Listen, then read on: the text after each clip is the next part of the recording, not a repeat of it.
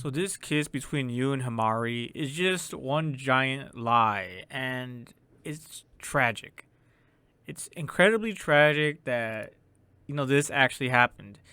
This entire time you really doesn't like her like that. You know what I'm saying? And even within this episode, he's like, I'm just starting to see Himari as a girl. So he's just started having feelings for her. It's just very recent, and it's just so sad because they've been friends for 7 years. And over and over and over again, you would tell her, look, we're just friends. I'm never going to date you. And the other thing, too, that is just tragic is just that Himari would always just play around about her feelings towards him. She'd be like, ha ha ha, I love you. She would always joke around and be like, oh, give me a kiss, yada, yada, yada. One thing leads to another. And then you would go in for a kiss, and then she would just laugh at him. She would just laugh at his face and be like, the poof. No, you really fell for that? You really fell for my teasing? You really think I wanted your kiss? So she would always just, low key insult him by playing around this way, playing around with his feelings. And so before this whole entire kiss came about, so right here, and another thing about this kiss is that, bro, look at this. She literally grabs him like this by the sweater, drags him. It's like, bruh. She literally is forcing this kiss upon him. And imagine if this was the other way around. If I were to just, grab a gal and be like, boom, it would just be so forced and just feel so forced. That just it. That's just the bottom line. It's just not genuine. She should have just closed her eyes and allowed him to actually kiss her.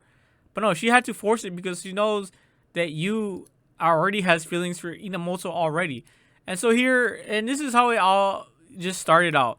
This entire episode, look at how down she is. She's just been self-loathing, self-pitying. She's just been down about herself. She's just not in good spirits. And that's what really rubbed me the wrong way, pause, throughout this entire episode. And that's why this kiss is just one giant lie. She's doing it out of, sympathy for herself because she feels bad for herself. She's, she's going down this rabbit hole, this spiral of, like I said, self-pity and self-loathing. It's just sad to see, honestly, because she knows Inamoto is 10 times a better, perfect match for you, because she's more girly, she's more nice, she's nicer, she actually cares about you in terms of an actual relationship and doesn't really tease you or berate him or harass him or physically hurt him or emotionally manipulate him. So she knows that she's a red flag. She even says it herself in this episode. So here she confessed her feelings. She says right here, I love you. And then right here he's just trying to focus on the flowers. I'm saying, I'm jealous of the flowers. There's something wrong with me. She's jealous of the flowers because he pays more attention to the flowers than he does to Himari. You know what I'm saying? It's like, bruh. She's just so self-loathing, like I said. Her character, I mean, bravo to the author of this manga. Or, yeah, is it a manga? Light novel, alright? For this, whoever created this light novel, bravo to them. You guys made the most sad character. This most sad gal out there. You know what I'm saying? So she, right here, says, she confesses her feelings. See, look, I love you. So she's putting her bad feelings, her bad aura, her bad juju, her self-loathing self, her self-pitying self.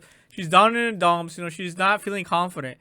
And so she confesses during her little tantrum here, if you will. So she's not saying this out of her heart. She's not doing this out of love. She's doing it out of self-pityness and all this stuff I already mentioned. So she's not really genuinely confessing to him. You know what I'm saying? She's just doing this because she knows Inamoto is just way better than her. And she can tell that, the competition is really... The stakes are too high now, guys. The stakes are just way too high for her now. And so she confesses right here. And so she's over here waiting for an actual... she's actually surprised that you actually heard her say this. Right here, she turns around And then Yu's like, "Oh, I actually heard you when you said that." And then she walks us away. And then right here, it's like the boy who cried wolf. The boy who cried wolf. He always went to town and would just cry like, "Oh, wolves are coming, wolves are coming." But then it was just all lie to spook everyone. But then when the actual wolves are coming, no one actually believed him, and everyone suffered for it. And so here, Yu comes over here and is like, can you not do that right now, please? So think about that, guys. She actually confesses her feelings, like genuine feelings, even if it came out from a bad place. She actually confessed her feelings, and yet, you didn't take it seriously because she's the girl who cried wolf. She's the girl who would always tease him about liking him. She's the girl that always tease him about dating him. She's the girl that always just pushes him around. She's the girl that abuses him. She's the girl that's verbally abusing him and physically abusing him. And so she's just all around just untruthful, ungenuine, not honest. And she's like, "Could you not try to get a poof moment out of me right now here?" Like he's like genuinely saying this. He's just, trying to lock in for this competition thing between, him and this other gal. He's trying to lock in, and she's over here, he doesn't know she actually confessed, but yeah, he's over here like, "Bro, can you just not do this right now? I'm trying to actually work. I'm actually trying to like focus in so I don't actually lose you as a friend." And so overall he's just trying to lock in. And she's over here being emotional, saying all this stuff. And then that's why this is just tragic, guys. This is just tragic. This is like this is like the wrong time and the wrong place to do this. You know what I'm saying? Like, the stars are not aligned. Her energy's just off. You know what I'm saying? There's no time for jokes like this. Look at this. He says it himself. You guys can see it right there for yourself. This is no time for jokes. Because Himari's just been one giant joker. Not a joke. It's just like a clown. A joker's probably better. A clown is even worse. You know what I'm saying? She's just being a clown right now. Because she's always like this. She's the girl who cried wolf. And now that he doesn't take him seriously, she feels the need to run away, whelp away like a hurt dog. She needs to whelp away like a hurt dog. She runs away. Look at this. Runs away, and just starts feeling sorry for herself. She starts feeling sorry for herself. She's like, "Oh, Yu's not here for me. He doesn't care about." Yeah, I don't know what she's thinking.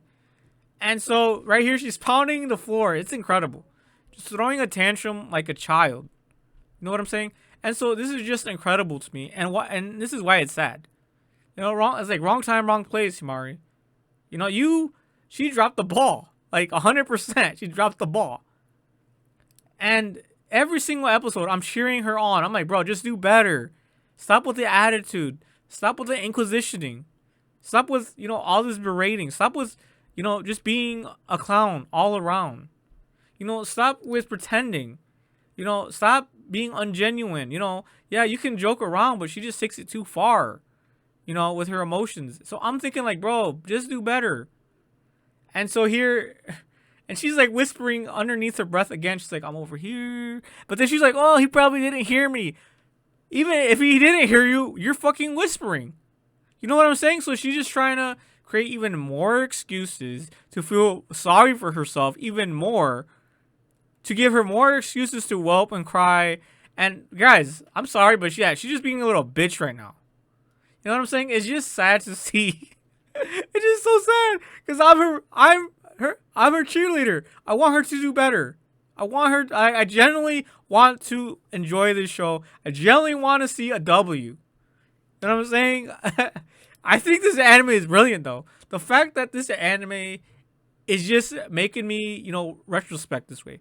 Making me see these different angles, these different perspectives. This is like a great anime if you want to see how not to do things as a girl. If you want to see how not to do things as a girl, I think this would be a perfect anime. This would be great research. This is perfect research for how not to treat a guy. How not to be, annoying, pretentious, ungenuine.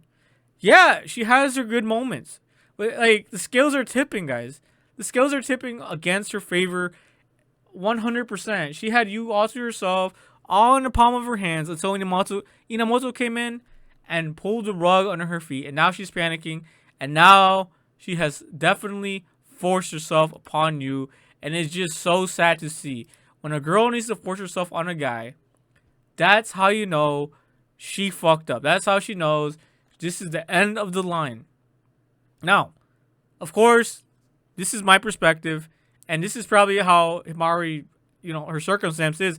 But at the same time, Yu is forgiving. Yu is a simp. He's a beta male. He'll probably just brush this off and be like, what's going on? I don't know yet. This is episode 10. We got 2 more episodes to go, guys. So I'm just intrigued to see how this all gonna end. But honestly, guys, I don't think they're meant to be. He should go with Inamoto. End of story, guys. That's all I gotta say, man. Big L for Himari. I don't see any way around this, guys. I think this is just a big flop on her end. But that is all, guys. Holy, peace.